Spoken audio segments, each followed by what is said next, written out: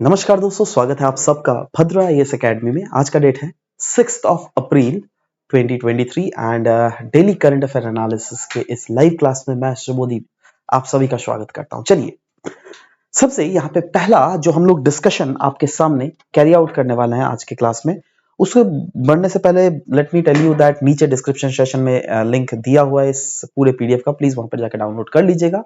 सबसे पहला आज का न्यूज है आसाम ट्रिब्यून से लिया गया है। नाउ आसाम ट्रिब्यून के अगर पेज में देख लीजिएगा, बहुत ही आज का इंपॉर्टेंट टॉपिक डिस्कस हुआ था, आर्सेनिक प्रॉब्लम, जो कि आसाम से रिलेटेड है। एक्चुअली क्यों न्यूज में था पहले तो मैं ये बता दे रहा हूं। अच्छा, अब वो news is not that important that हाँ एक पेटेंट ग्रांट किया गया है फॉर आर्सेनिक रिमूवल टेक्निक जो लाया गया है, राइट? वो ठीक है, दैट इज अभी ग्रांट किया गया है। आगे में क्या डेवलपमेंटल होने वाला है, of course that can be said to be a news in transaction. Of course will discuss that, don't worry, या विल डिस्कस दैट। बट हमारे को फोकस अब फॉर द टाइम बीइंग अगर ये करें दैट ग्राउंड वाटर में जो बहुत सारे nitrate pollution, heavy metal pollution होते हैं, जिसमें आर्सेनिक पॉल्यूशन भी एक पॉल्यूशन होता है, उस पॉल्यूशन के बारे में आज हम लोग इस क्लास में डिस्कस करेंगे। ना आसाम का ऐसा कौन कौन सा रीजन है जहां पे ये आर्सेनिक पॉल्यूशन का जो डोमिनेंस है वो ज्यादा है? वो अगर रीजन हम लोग देखें तो देखो, ये कुछ कुछ ऐसे रीजन्स है जहां पर हम बोल सकते हैं। देखो ये जो है ना, दिस रीजन, ये रीजन, ये कुछ कुछ ऐसे रीजन है जहां पे आर्सेनिक पॉल्यूशन जो है सबसे ज्यादा डोमिनेंट है, राइट? सबसे जो कम डोमिनेंट है वो इन रीजन्स में, धुबरी वाला साइड के रीजन में, राइट? धुबरी, उसके बाद ये येलो वाला, ये वाला येलो, उसके बाद ये वाला येलो, जिसमें आपका जाके Karbi Anglong, Nagaon, Morigaon, Hojai, Karbi I mean North Cachar, right? ये सब धेमाजी, ये सब रीजन्स आ जाते हैं, राइट? और सबसे ज्यादा मैं जैसे बोला चिरांग, बक्सा, गोलाघाट, जोरहाट, माजुली, इसके आजू बाजू वाले रीजन्स हैं। और उससे जो कम है ये सारे रीजन है, ये पूरा जो रीजन देख रहे हो ये सारे रीजन है। अगर अनडाउटेडली यहाँ पे ये दिया हुआ आर्सेनिक कंटामिनेशन जोन, इसका मैं इंडेक्स दिया हुआ है, जिसको आप पीडीएफ को डाउनलोड करके भी ये पूरा पीडीएफ अच्छे से देख भी सकते हैं खुद से, राइट? एंड अगर हम लोग इंडिया के कंटेक्स्ट में बात करें, जी हाँ, इंडिया के कंटेक्स्ट में देख लीजिए स्टेट्स जो कि आर्सेनिक के द्वारा अफेक्टेड है, कौन कौन से? उत्तर प्रदेश, बिहार, वेस्ट बंगाल, असम, पंजाब, मध्य प्रदेश। बट इसमें भी देखो अफेक्टेड पॉपुलेशन देखना, राइट? और जो कि कितना percentage of the state population है, तो सबसे ज्यादा जो परसेंटेज है ना वो आपको आसाम में ही देखने को मिलेगा, राइट? सो यस, आसाम में क्योंकि सबसे ज्यादा आर्सेनिक पॉल्यूशन है, तो यस, इसीलिए ये वाला जो आज का न्यूज है ना, जो कि I am very sure that people will skip it, but yes, don't skip it, very very important. Anyways, आगे बढ़ता है दोस्तों। ये जो नेक्स्ट न्यूज आप देख रहे हैं ना, this news in itself is very important. इसको आप अभी जो आपका मेंस आ रहा है ना, उसमें as a case study put forth कर सकते हैं। कभी भी आपने प्लास्टिक पोल्यूशन के रिलेटेड न्यूज या फिर कुछ चीजें तो सुनी होगी, राइट? अन्य और इस बार मैं अगेन, जैसे मैंने प्रीलिम्स में एक क्वेश्चन आपको खुलासा किया था ना, दैट मिलेट वाला जो है वो क्वेश्चन आएगा, आ गया। यहां पर भी ये मैं खुलासा कर रहा हूं आपको दैट प्लास्टिक बैन, क्योंकि पिछले अभी ये साल में क्या हुआ था, सबसे बड़ा जो development, one of the biggest development, वो था plastic ban, right? If I am not wrong 2022 को जुलाई से, शायद जब भी हो, सितंबर से, if I am not wrong, yes, plastic ban, right? तो yes, that it has a high probability of coming in your paper, right? And ध्यान दीजिएगा, उसमें आप इस वाले न्यूज को as a case study put forth कर सकते हो। कैसे? कश्मीर के अनंतनाग डिस्ट्रिक्ट में एक विलेज है सादीवाड़ा।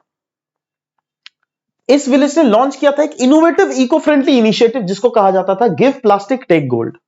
इसमें क्या बोला गया वहां के लोगों को दैट आप मुझे 20 क्विंटल ऑफ प्लास्टिक वेस्ट दो, मैं आपको गोल्ड कॉइन दूंगा।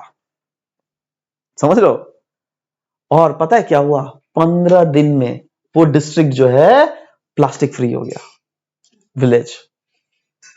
15 दिन भी नहीं लगा। क्यों? क्योंकि विलेज के सारे लोग प्लास्टिक को फेंक नहीं रहे थे, जमा कर रहे थे। समझ लो बात? गोल्ड कॉइन के लालच पे, राइट? अब ये 20 क्विंटल देना पड़ेगा, और इसका नतीजा क्या हुआ? 15 दिन में ये प्लास्टिक फ्री, भाई। So this is the kind of thing that we are analysing here, right? Yes, next is guys Lokpal. एक पार्लियामेंट्री पैनल रिपोर्ट के अनुसार पॉइंट किया आउट किया गया था that Lokpal dispossess of 68% of the corruption complaints against public servant without any action in the last 4 years. ध्यान से देखें क्या बोल रहा है, लोकपाल डिस्पोज कर दिया 68% corruption cases complaint public servants के खिलाफ बिना कोई एक्शन के, लास्ट 4 साल में, तो जिसमें सिर्फ और सिर्फ 3 कंप्लेन ही फुल्ली इन्वेस्टिगेट किया। Around 90% of the complaints were not in the prescribe format and इसलिए उसको रिजेक्ट कर दिया गया। And Lokpal has not prosecuted even a single person जो कि एक्यूज थे ग्राफ्ट के, राइट।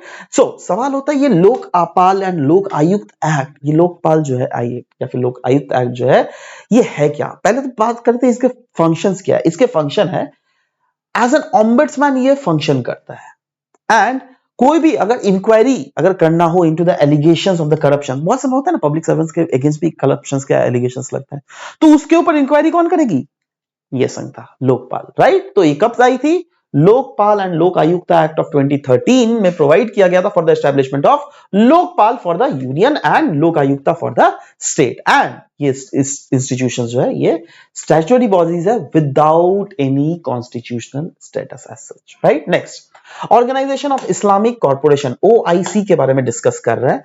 मिनिस्ट्री ऑफ एक्सटर्नल, क्यों न्यूज में था, क्योंकि मिनिस्ट्री ऑफ एक्सटर्नल अफेयर्स ने हिट आउट किया है at organisation of Islamic corporation और उन्होंने एक्चुअली OIC ने कंडेम किया था जो वायलेंस चला था ना अब रामनवमी के दौरान कुछ पार्ट ऑफ द कंट्री में। तो यार वो लोग कौन होते कमेंट करने वाले, they should not middle into the internal affairs of India. If they will meddle, then we will also respond. And that is why our Ministry of External Affairs has did directly. Yes, what they did, they directly commented that देखो ये बिल्कुल जो OIC की है एक जो बोलता नहीं है कम्युनल जो माइंडसेट है वो दर्शाता है ना, क्योंकि उनके कमेंट से हमारे देश में कम्युनल भड़काव हो सकता है, राइट। सो यस, इसका एस्टेब्लिशमेंट अगर देख लीजिएगा 1969 में हुआ था, कहां पर, सऊदी अरेबिया का जद्दा में, राइट। एंड ये एक इंटर गवर्नमेंटल ऑर्गेनाइजेशन होती है जिसके 57 मेंबर है। ध्यान दीजिएगा इंडिया इसमें मेंबर नहीं है। इनके मेंबर कंट्रीज कौन है, ये देखिए ध्यान से, जो रेड रेड में दिए गए ना इसके मेंबर कंट्रीज है ना। इनके मेंबर कंट्रीज जितने भी है उनमें से एक ही मेंबर कंट्री न्यूक्लियर स्टेट है, वो है पाकिस्तान, राइट। इंडिया का भी एंट्री हो जाता है। इंडिया में अगर देखोगे दुनिया की second largest population, Muslim population यहीं पे रहती है, बट स्टिल इंडिया में ये नहीं है, मतलब इंडिया को नहीं इंक्लूड किया गया। क्यों, पाकिस्तान के कारण, क्योंकि पाकिस्तान ही रजिस्ट कर रहा है दैट इंडिया का प्लीज इंक्लूजन आप मत कीजिए। 40 इसमें जो 48 मेंबर है वो मुस्लिम मेजॉरिटी कंट्रीज है एंड OIC क्लेम करती है to be the collective voice of the Muslim world in the whole world, right. OIC के बारे में अगर और भी थोड़े स्पेसिफिक देखें तो पहला OIC चार्टर अडॉप्ट किया गया था 1972 को। इसके की कुछ बॉडीज है जो क्या दिए हुए हैं, नंबर ऑफ मेंबर कंट्रीज जिसमें फाउंडिंग मेंबर जो है 30 है एंड इसको फाउंड किया गया था 1969 में, ठीक है। Next, trade in Indian rupees. Guys ये अगर न्यूज देख लीजिएगा, ये PIB का न्यूज था। मिनिस्ट्री ऑफ एक्सटर्नल अफेयर ने अनाउंस किया था दैट इंडिया और मलेशिया जो है ना इन्होंने एग्री किया है for settle in trade in Indian rupees. Now announcement जो है it came in the backdrop of ongoing official efforts to safeguard Indian trade from the impact of Ukrainian crisis. और इनडायरेक्टली अगर हम ये बोले तो कहीं ना कहीं इंडिया दुनिया को इंडिकेट करना चाहती है और इंडिया की ये विलिंगनेस है दैट हम इंटरनेशनल ट्रेड का डी डॉलराइजेशन करें, क्योंकि अभी जो भी इंटरनेशनल ट्रेड हो रहा है डॉलर को यूज किया जा रहा है। तो सिर्फ और सिर्फ इंडिया ही नहीं, चाइना, रशिया, सब कोई यूएसए के पीछे पड़ा है। अब देखो कोई एक अगर कंट्री डोमिनेट कर रहा है ना दुनिया के ट्रेड को, वो घातक है। उन्होंने मोनोपोली किया हुआ है, राइट। तो उस मोनोपोली को कहीं ना कहीं तोड़ना है तो उसकी शुरुआत तो करनी पड़ेगी ना भाई, है ना। यस, मलेशिया इसी के साथ थर्ड लार्जेस्ट ट्रेडिंग पार्टनर है इंडिया का इन Asian region after Singapore and Indonesia. Next, purchasing manager index PMI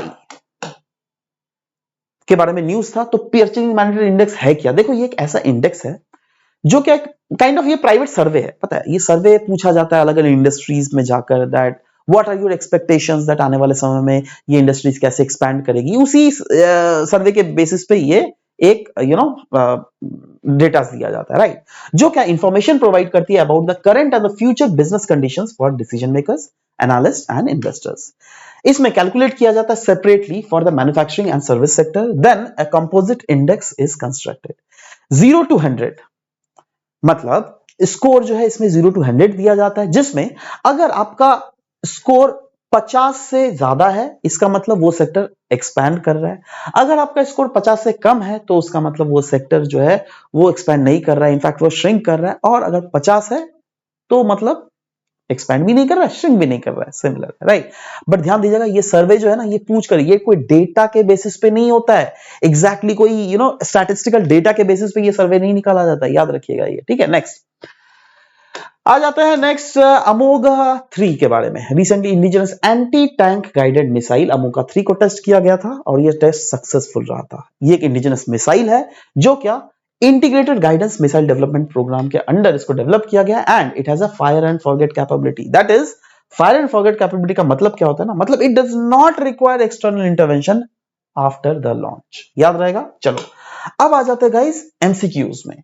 MCQs की अगर बात करें, कल का एमसीक्यू हम लोगों ने पूछा था, रिसेंटली ज्योग्राफिकल इंडिकेशन रजिस्ट्री ने ग्रांट किया था एरोमेटिक राइस नागरी दुबराज को, तो ये कहां किस स्टेट का बिलोंग करता है, तो correct answer was Chhattisgarh. Yes.